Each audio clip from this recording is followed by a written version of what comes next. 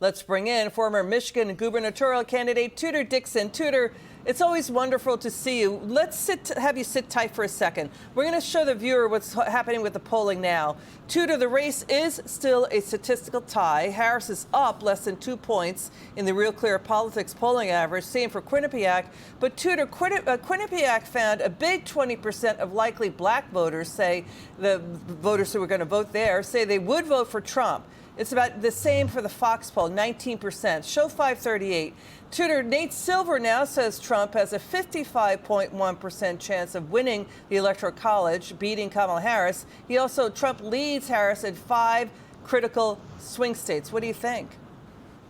Well, I think that we should all find this very interesting, considering she just did come out of this DNC convention that was very well produced. It had many celebrities there, even celebrities in the political world that were touting her. She's had the advantage of the media just showering her with praise, and yet she hasn't gotten a huge bump. She certainly hasn't taken off from where Biden was. That has to mean that the American people do not like what's happening in their houses right now and in their pocketbooks. They don't like the fact that this inflation continues, that gas prices are high, that it's hard to fill their refrigerators with food. They don't like what's happening at the border, and they don't like what's happening worldwide. She hasn't come out and addressed any of these things. I think everybody was waiting for this interview with Dana Bash, and they were saying, okay, well, we're going to give her the benefit of the doubt until then, and then we want to hear what her plan is. And she refused to answer any of the questions. In fact, her VP candidate, who was sitting right next to her, also refused to answer the questions. That doesn't bode well with the American people. Yeah, and Tudor, she still has no policies on her website. I mean, Goldman Sachs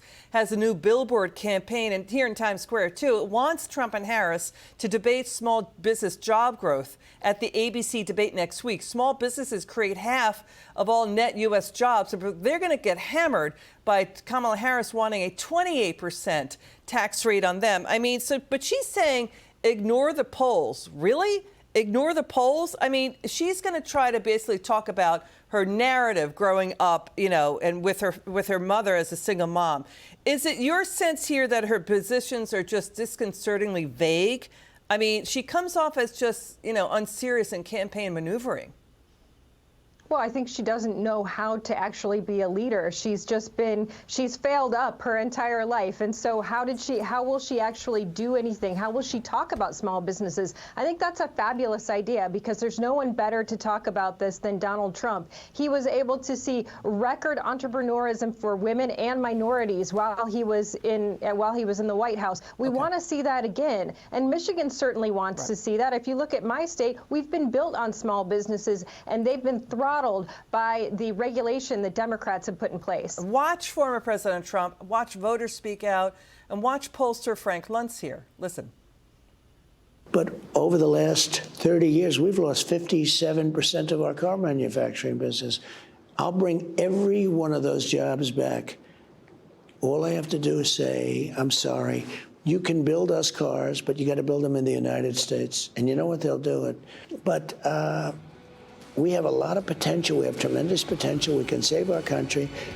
But if she gets elected, our country is finished. Too many of us are still living on the edge, where it feels impossible for young folks to buy a home. It looks like the Harris boomlet has reached its peak. He has questions that he can ask that she can't answer. Why did inflation get so high under your administration? What exactly are you going to do? If your policies caused it, what can you do to solve it? And most importantly, are you better off today than you were 4 years ago? It's going to be a tight race to the very end. So let's not pay too much attention to those polls. Really? Why not pay attention to the polls? I mean, she's not giving any press conferences, Tudor. She just did one interview on CNN. It was into 18 minutes. She spoke for maybe half the time, 9 minutes. Tim Walz was by her side. Trump and Vance have done a combined 34 interviews since last month.